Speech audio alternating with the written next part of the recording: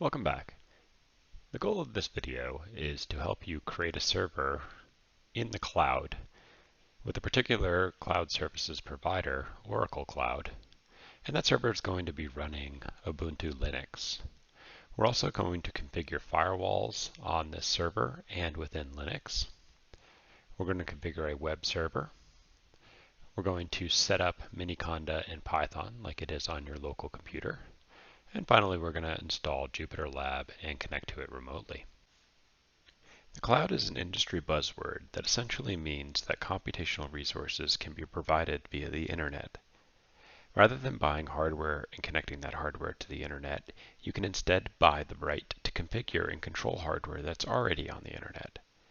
This has become highly automated, such that there's now minimal human involvement, and it's even programmable, in that you can provision what you need when you need it, and often pay only for the resources that are actually occupied by your applications.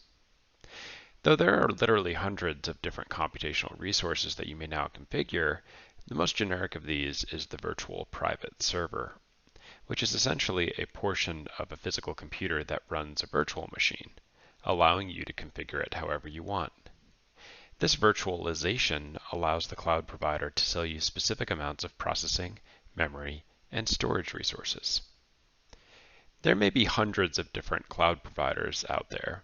However, the most well-known of these are the offerings from Amazon, that is Amazon Web Services, Google Cloud, Microsoft's Azure, Oracle Cloud, and IBM's Cloud. Using these services is not much different than going to two stores that sell similar products. You need to learn to use the interface and generally figure out where things are. But the end result is largely the same, a provisioned virtual machine that you can access and configure. The things you're actually buying on these services are the processing, usually specific processing cores of the Intel, AMD, or ARM varieties. You also may buy GPU cores. You'll also configure memory and persistent storage availability. Bandwidth is highly configurable, as is network traffic. For major services, these costs can exceed the hardware costs. Finally, you need to select the operating system and actual location of the server, usually in a specific zone or region. In most cases, that operating system is some distribution of Linux, though Windows and Mac instances may also be available. Now we're going to configure a free server on the Oracle Cloud. This video assumes that you've already created a free account on the Oracle Cloud. From the link shown here, oracle.com/cloud/sign-in, you need to sign into your cloud account name. That's likely the base of the email address you used to set up the Oracle Cloud account. I'll click on Next, and it should load up this Oracle Cloud Infrastructure login on a particular area in the world. This is the Ashburn server in the US. I'm going to continue, and then it'll ask me for my actual login, which I log in here, and it takes me to this dashboard page. The next thing I need to do is go to the menu in the top left, then Compute, and then Instances. Once here, we need to select our compartment, in this case, my root compartment. This then shows me my servers. I'm going to create a new instance of a server. Now we have a few things that we need to do. First thing, we need to configure the image and shape. I'll click on Edit and change this from Oracle Linux 8 to Canonical Ubuntu 22.04. Next, I'm going to edit the shape. Currently it's set to a fairly minimal AMD core. Oracle Cloud's Ampere cores are far cheaper and more powerful. I'm going to select the Ampere core, and then I'm going to select VM Standard A1 Flex. I'm going to change the number of OCPUs, that is Oracle CPUs, to 2, and the amount of memory to 12 gigabytes. And click Select Shape. Scrolling down, you see we have options for networking. I'll leave these alone for right now. I'm going to save the private key. SSH keys or secure shell keys allow you to connect to your server via the terminal.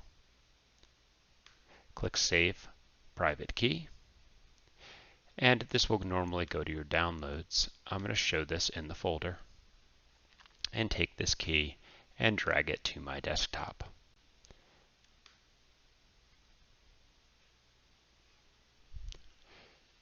Next, I'm going to go to boot volume and say specify a custom boot volume size.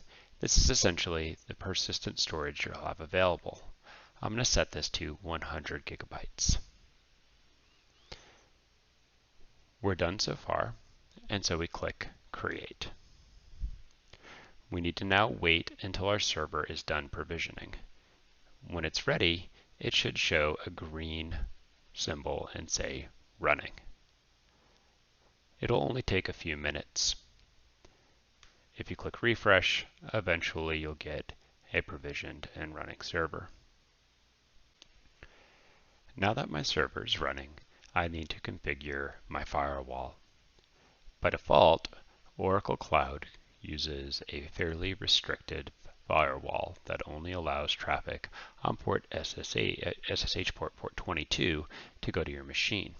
To configure this, we need to address the settings under the primary VNIC and then under the subnet. When we click that subnet, we need to edit the default security list or add a security list.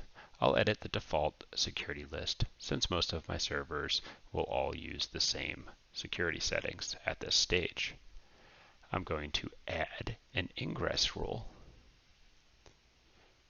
and then I'm going to set my ingress rule to allow traffic from anywhere, which is set up with the source CIDR 0.0.0.0/0.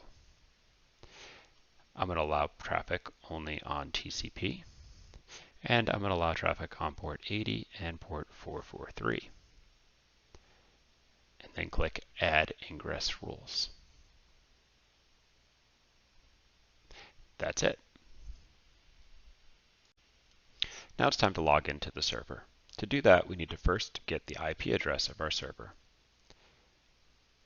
If we go back a few pages, we should find the information for our server, and we should be able to find the public IP address of the server. If we scroll down, we can see public IP address 193.122.146.187. I'll copy that. Next, we open our terminal, which is shown here on the left, and we type SSH /I, then the path to the private key that we downloaded earlier. In this case, I put it on my desktop, /SSH key 2022 11-05. Next, Ubuntu at the IP address. If I right click and paste and hit enter, it's going to say it's never connected to this host before, and so are you sure? And I'll type yes, and it's permanently added. We're now on our server that we provisioned. Our terminal is now connected to the server. If you want to leave this, you can type exit, and you're gone, and you're back on the terminal for your computer. And if I click up arrow and then hit enter, I can go back on my server. Once we're connected to our server, we'll need to configure the system firewall rules to also allow traffic to ports 80 and port 443 for this particular virtual machine.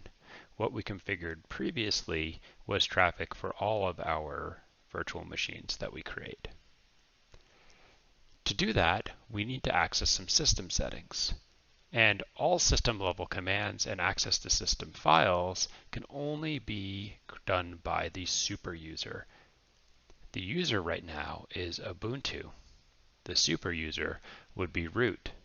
But the default privileges of the Ubuntu account allows you to run commands as the superuser by prefixing those commands with sudo, sudo, or superuser do.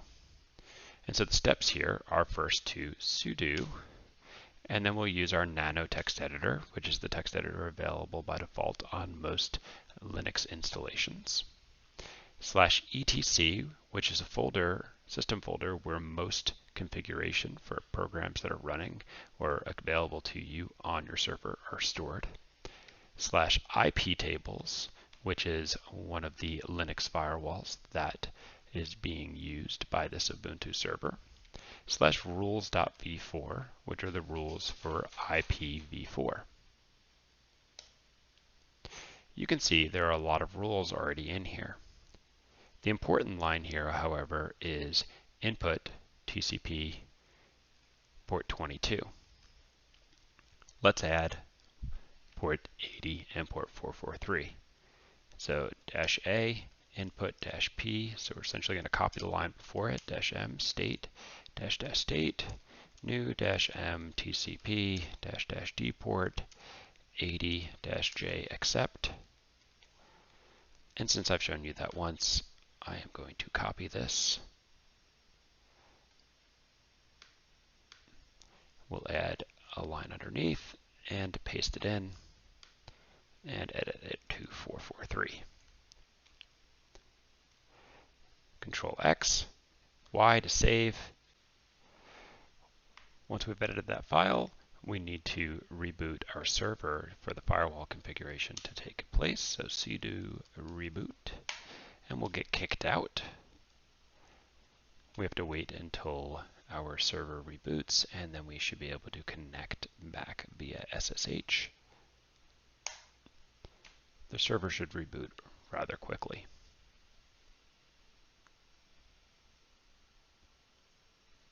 And we're back in.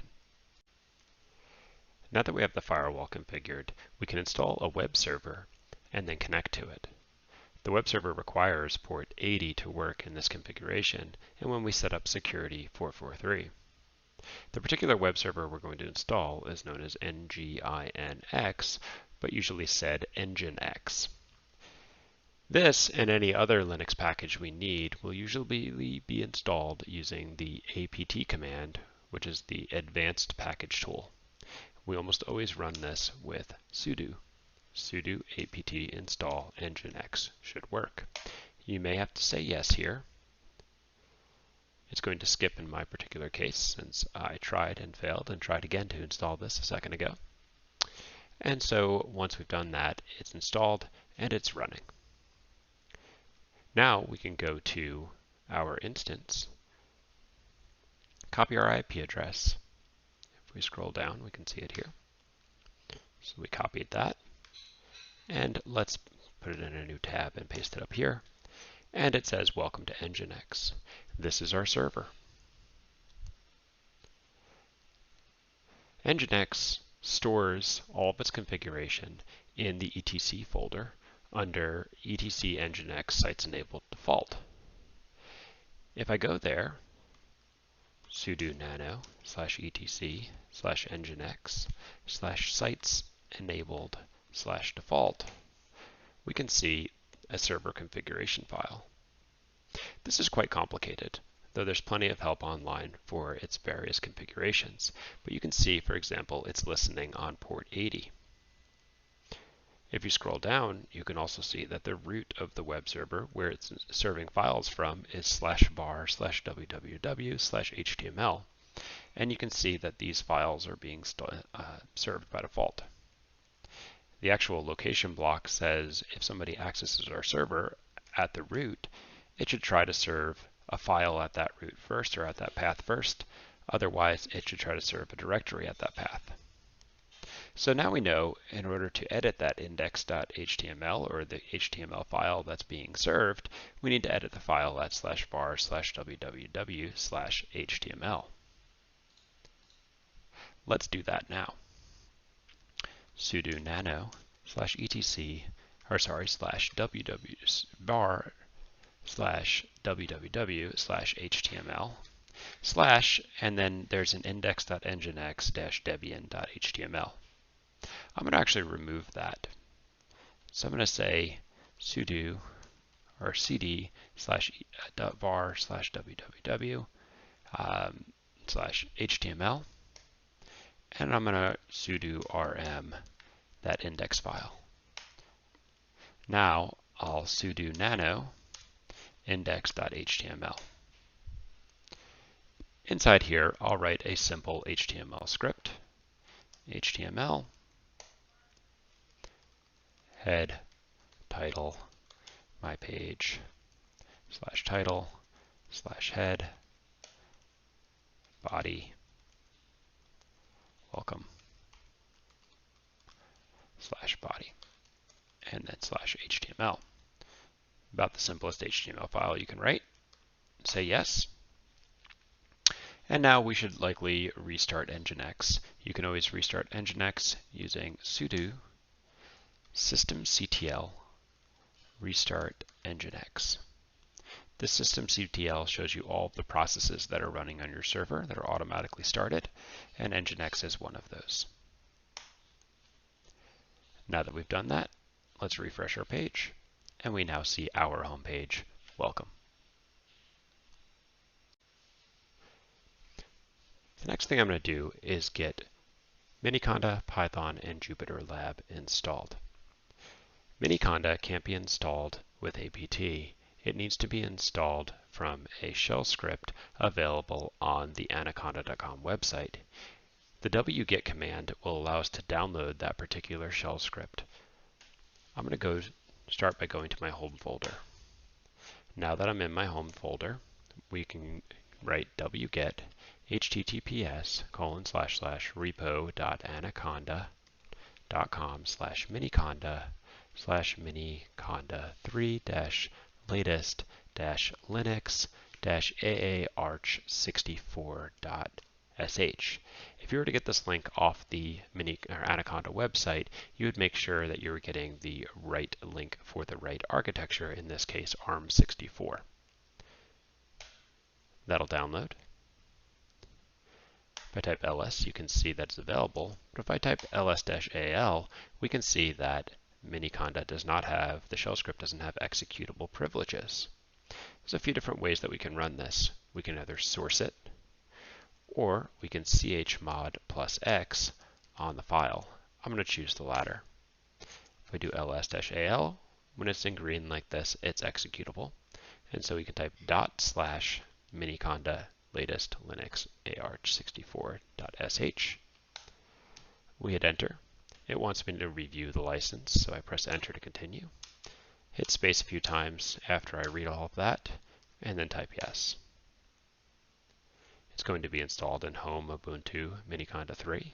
I'm okay with that, so I hit enter. It'll download it, unpack it, install it or extract it, and it'll be done. Now do we want to initialize it? Yes, we want to initialize it. And we're almost ready. We need to exit and log in again. And now we should see base, meaning that we have properly installed Miniconda. Once we've done that, let's install Python and JupyterLab. And hit enter. Yes, I will proceed. Conda will install all of that.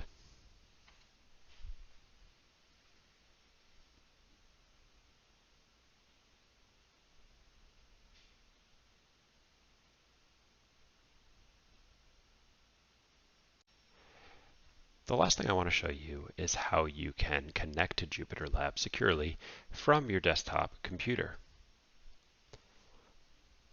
How we do that is by exiting. And now we can type in SSH --i, the path to your key, which in my case is on desktop /SSH key. Same thing as before, Ubuntu at my IP address. I have it here, so I can type 193.122.146.187. And my terminal is a little messed up here, but it's still working.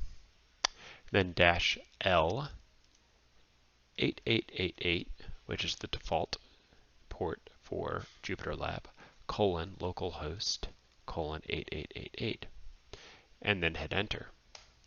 This is what's known as SSH tunneling. The idea of SSH tunneling is it allows me to connect from my local computer through a particular port to the computer I'm connecting into at that port without needing to open up a firewall to allow that from this particular computer. It's a very secure way to connect to not so secure servers. Once we're on here, we can type Jupyter Lab, Jupyter space lab, space -- no browser. When we do this, Jupyter Lab will run, and it's given us a link that we can copy to use to connect to our server. This will work because we've set up port 8888 as a port that is being tunneled through our SSH connection. I'll copy that, go over to our server page, and do Control-V and hit enter. And you'll see that we're going to connect to the Jupyter Lab that's running on our server. That gives us the ability to access a terminal, to run Python scripts via that terminal, and to, of course, create Jupyter notebooks on the server.